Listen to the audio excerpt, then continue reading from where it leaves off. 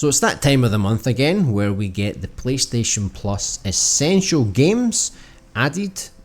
So we've got 3 games, as we always do each month. The 3 games involved are It Takes Two, Aliens Dark Descent, and Temtem. So I'm just going to have a little look through the blog, read the description for each of the game, and give some of my thoughts on some of the games that I may or may not have played. So the first one is It Takes Two. It reads here, It Takes Two is a genre-bending platform adventure created purely for co-op. Choose from couch or online co-op with split-screen play. Invite a friend to join for free with Friends Pass and work together across a huge variety of gleefully disruptive gameplay challenges. Play as the clashing couple Cody and May, 2 humans turned into dolls by a magic spell, together trapped in a fantastical world where the unpredictable hides around every corner. They are reluctantly challenged with saving their fractured relationship. Master unique and connected character abilities in every new level. Help each other across an abundance of unexpected obstacles and laugh out loud moments. Kick gangster squirrels' furry tails. Pilot a pair of underpants. DJ a buzzing nightclub and bobsleigh through a magical snow globe. Embrace a heartfelt and hilarious story where narrative and gameplay are interwoven in a uniquely metaphorical experience. So yeah, of the 3 games, this is the only one I've played, and I played it just before it left PlayStation Plus Extra. So it's really good that it's came to the Essential tier, so anyone that doesn't have Extra or you missed out when it left, now's your chance to pick it up and keep it for as long as your subscription is active. It's a very good game. Like it said, you have to play this game on co-op, so that can be a bit of a hindrance for some people. I played this in local co-op, but I think you can also play it online. So either way, whatever your preference is, I think it's a fantastic game. And you know, I was playing with my wife, and she's not really a gamer. Like she plays some games, but not all the time. So she struggled a little bit with some of the controls. You know, 3D platforming is difficult for her. She prefers 2D kind of stuff. And then there was sections where you had to use like a gun and you had to aim, and she had a little bit of a tough time with it. So she got a little bit frustrated, which I can understand. The game's not super easy. It does have some challenging moments, but I think if you die you respawn and it's not that far away. So I think like even if you play with someone who doesn't really play games that often, you can still get through the game with a little bit of frustration. And it depends what character you go, because each character has like a different job that they need to do. So like one is like steering a boat, for example, and the other one is like shooting the gun on the cannon.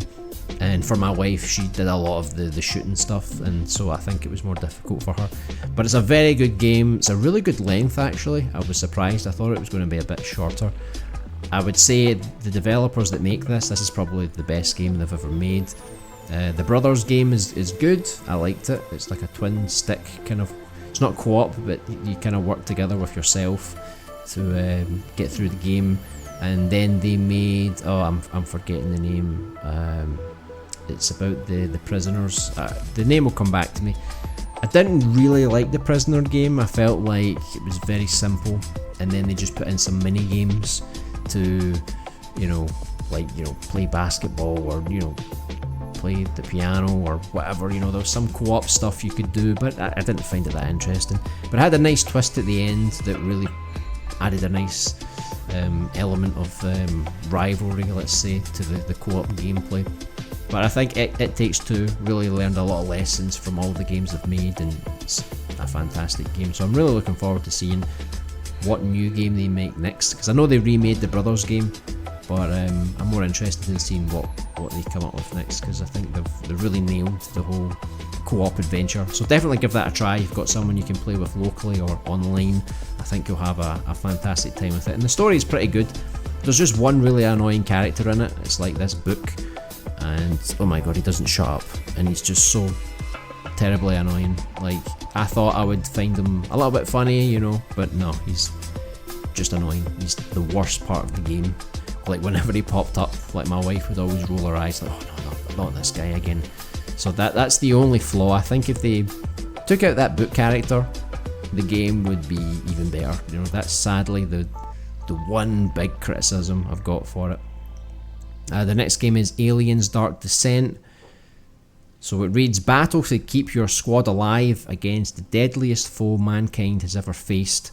Aliens Dark Descent is a real-time combat strategy game where you'll command a squad of hardened colonial marines to stop a terrifying xenomorph outbreak on Moonleith. Lead your soldiers against iconic xenomorphs, rogue operatives from the insatiable Weyland-Yutani Corporation, and a host of horrifying creatures new to the Alien franchise. Infiltrate large open levels and annihilate enemies with your squad, dispatching orders strategically and intuitively. Tread carefully as your foes will adapt their tactics to your actions while hunting you down, because death is permanent. So if death is permanent, this sounds like a pretty tough game. You know, just looking at the images I've got here and some of the trailers I've looked at, it looks a lot like XCOM. So if you like XCOM, you're probably going to like this game. It's like a turn-based, squad-based kind of strategy game where you move your units to like different grid-based squares, and you can take cover behind certain objects, and you've got certain abilities that you can use, and you take turns to, you know, if you need to shoot the enemy, there's normally like a percentage, like how likely you are to hit the enemy, and if you run past an enemy, how likely they are to maybe catch you in the crossfire. And you know, if it's anything like XCOM, I think it'll be a pretty decent game. I really like RPG games, so the turn-based style I actually quite like. The only thing that puts me off about XCOM is that it can get quite difficult, and if you make too many mistakes, you basically break the game because you can't progress any further. I remember when I played the first XCOM game, it was like I spent all my resources in the wrong areas, and then I just got annihilated because I didn't invest in like the ships to take down the UFOs, and I was too busy focusing on making like the strongest squad available, and then I neglected all the other duties. I don't think this Aliens game has all that kind of depth as XCOM does. I believe it might just be the battles itself. But yeah, I think it'll be a good little game if you're into your tactical games, and you know, the Alien franchise is always interesting. Sometimes the games can be good, you know, just depends. And the last one is Temtem. So it reads, every kid's dream about becoming a Temtem tamer, exploring the 6 islands of the airborne archipelago, discovering new species and making good friends along the way. Now it's your turn to embark on an epic adventure and make those dreams come true. Catch new Temtem on Omnisia's floating islands, battle other tamers on the sandy beaches of Denise, or trade with your friends in Tukma's ash-covered fields. Defeat the ever-annoying clan Bel Soto and end its plot to rule over the arpeggio, I don't even know if I'm saying that right, archipelago, beat all 8 dojo leaders and become the ultimate Temtem tamer.